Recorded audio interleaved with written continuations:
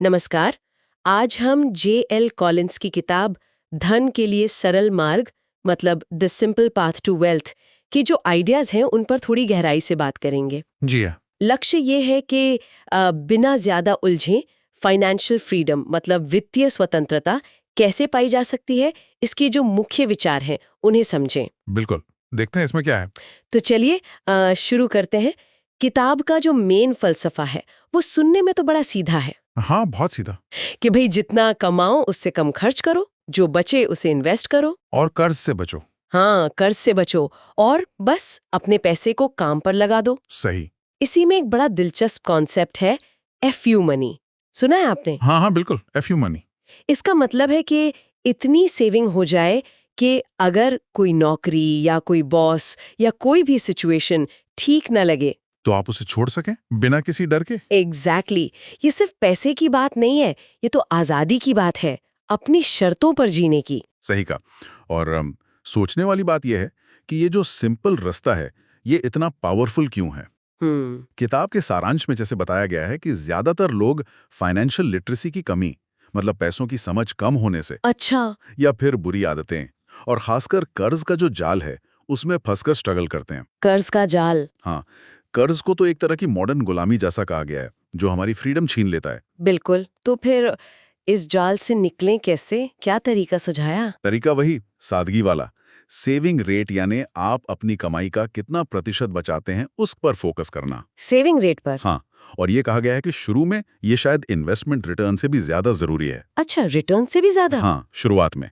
और साथ ही lifestyle inflation से बचना। Lifestyle inflation? मतलब जैसे जैसे सैलरी बढ़े खर्चे भी बढ़ाते जाना, हाँ, वही। उससे बचना है। मतलब अपनी लाइफस्टाइल को इनकम का साथ साथ बेतहाशा बढ़ने नहीं देना। और वो जो एक्स्ट्रा पैसा बच रहा है उसको इन्वेस्ट करना है। ठीक है, पर इन्वेस्ट कहाँ करें? आजकल तो इतनी सारी चीजें हैं। यहीं पर किताब बहुत क्लियर है।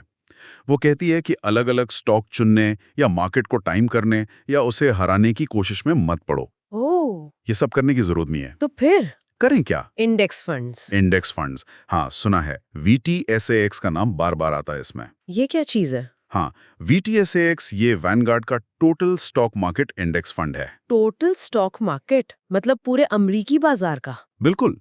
इंडेक्स फंड का काम ही यही है कि वो किसी एक पूरे मार्केट इंडेक्स को कॉपी करे। इसमें आपको अलग से शेयर चुनने की जरूरत नहीं। अच्छा, और इसके फायदे? फायदे कई हैं।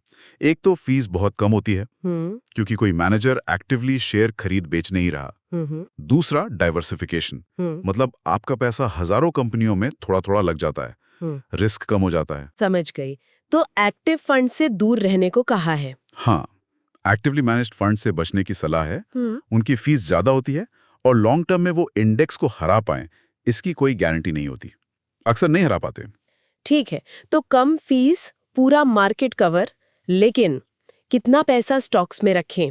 क्या उम्र के हिसाब से कुछ फर्क पड़ता है? हाँ बिल्कुल, इसे कहते हैं एसेट एलोकेशन।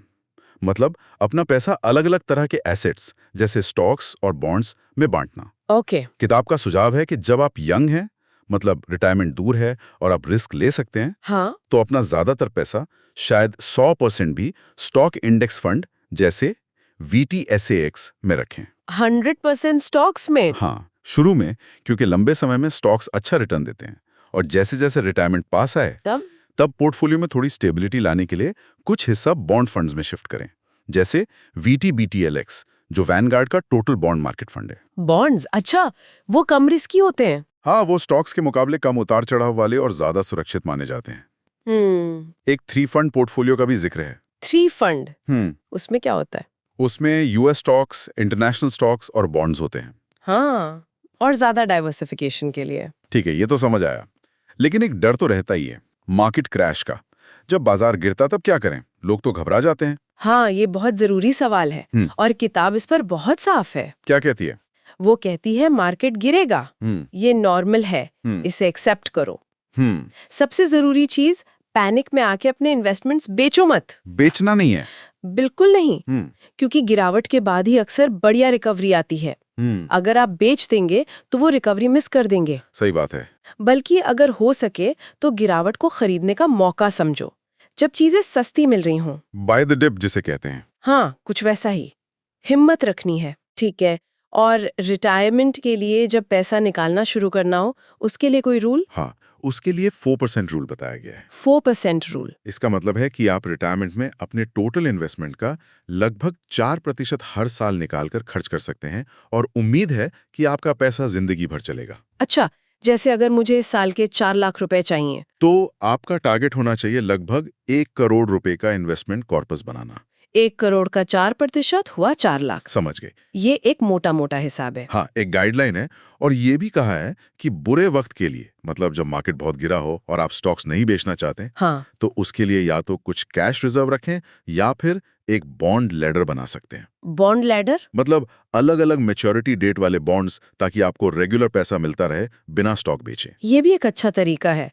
अच्छा, एक और बात थी, फाइनेंशियल एडवाइजर्स को लेकर थोड़ी सावधानी बरतने को कहा गया है। ऐसा क्यों? हाँ, किताब इस बारे में थोड़ी सतर्क करती है। वो कहती है कि देखिए, कई एडवाइजर्स का अपना इंटरेस्ट हो सकता है। मतलब वो ऐसे प्रोडक्ट्स रिकमेंड कर सकते हैं जिनमें उनका कमीशन ज्यादा हो, भले ही वो आपके लिए बेस्ट ना हो। ओह, क्योंकि ये रास्ता, जैसा हमने डिस्कस किया, काफी सिंपल है। हाँ, है तो सिंपल। तो लेखक का मानना है कि ज्यादातर लोग इसे खुद ही मैनेज कर सकते हैं, बिना किसी महंगे सलाहकार के।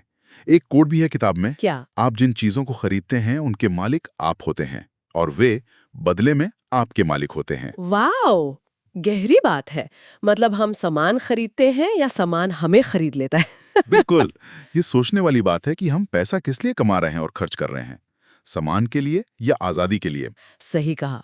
तो कुल मिलाकर देखें तो धन के लिए सरल मार्ग का सार यही है: सादगी, अनुशासन, लगातार इन्वेस्ट करना। हाँ, और फोकस पैसे से ज्यादा मन की शांति और अपनी जिंदगी पर कंट्रोल पाने पर रखना। बिल्कुल, कॉम्प्लिकेटेड बनाने की जरूरत नहीं है। नहीं। और शायद अंत में एक सवाल हम सबके सोचने के लिए छोड़ सकते हैं क्या?